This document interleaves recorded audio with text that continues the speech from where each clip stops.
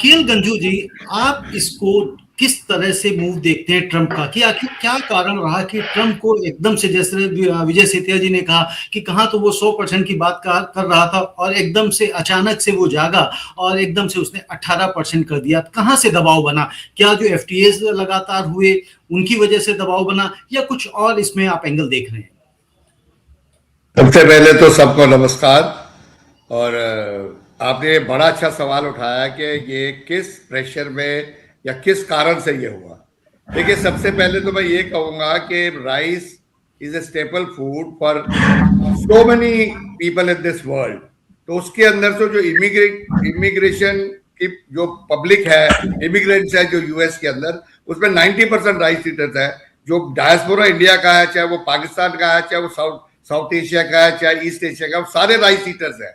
सो rice उनको लेना ही है। Now the question is rightly said by Rajiv Kumar ji, doctor Rajiv Kumar ji, कि भैया नुकसान तो हमारे अपने लोगों का हुआ जो वहां रहते हैं, तो $14 का राइस जो $18 में मिल रहा था उनको। लेकिन राइटली सेड बाय हिम कि वो 14 से $18 का इतना फर्क नहीं है, but they want good quality rice. अब इससे फायदा क्यों होगा, किसके प्रेशर में हुआ? ये अमेरिकन पब्लिक के प्रेशर में हुआ, because the cost of living in America is rising every day because of the tariff. तो tariff is not on us. tariff तो हम तो एक्सपोर्ट 10 रुपए की चीज करी, वहां जाके वो 20 रुपए की हो जाए तो it is to be paid by the consumers only. So therefore, the ultimately the effect was on the जो वहां के लोग थे, जो वहां के सिटीजन यूएस के, उनके ऊपर। अब ये कहना कि जी तेल आप वहां से नहीं लोगे, वहां से लोगे, ये सब बहानेबाजी की बातें हैं। India is a very strong country and India का जो ग्रोथ रेट है सबसे दुनिया में सबसे ज्यादा इस वक्त।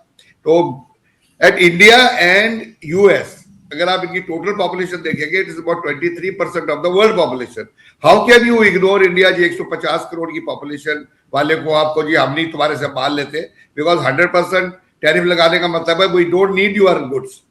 सो देयरफॉर बड़ा अच्छा डिसीजन है। It will be benefiting the farmers, क्योंकि अब जब डिमांड और बढ़ेगी, डिमांड और जाएगा, रेट बढ़ेंगे, तो फार्मर्स को भी अल्टीमेटली फायदा होगा। तो मेरा कहना यह है, इस जो सप्लाई चेन में जब ऐसी चीजें होती है, चाहे वॉर हो, चाहे टैरिफ हो, चाहे कुछ हो, वो सप्लाई चेन जब डिस्टर्ब होती है तो सबसे ज्यादा इफेक्ट जो होता है वो आइलैंड कंट्रीज पे होता है और स्मॉल आइलैंड डेवलपिंग स्टेट्स पे होता है। बिकॉज वो कम से कम 40-50 कंट्रियां वर्ल्ड में ऐसी हैं जिनको गुजारा करना भी मुश्किल हो जाता है, और जब ऐसी डिस्टर्बेंस आती है, रेट बढ़ते हैं, तो उनकी पब्लिक में बहुत फर्क पड़ता है। तो मैं ये समझता हूं कि इस डिसीजन से, और दिस में be because of the pressure when EU and India entered into an FTA. हालांकि वो अभी रेटिफाई होना है, it may take some time, but they have already sign.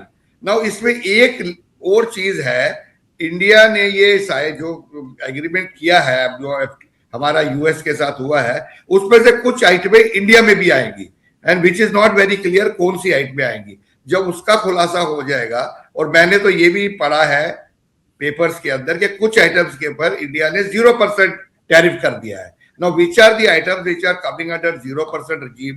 अगर वो 0% regime में आती है तो उसका इफेक्ट हमारी मार्केट पे उन एरिया में कितना पड़ेगा वो भी हमें देखना पड़ेगा। But overall situation is, it is beneficial to India and also it is beneficial to our farmers.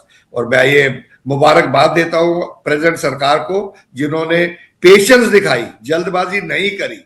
Otherwise so many countries were getting into the FTA with US.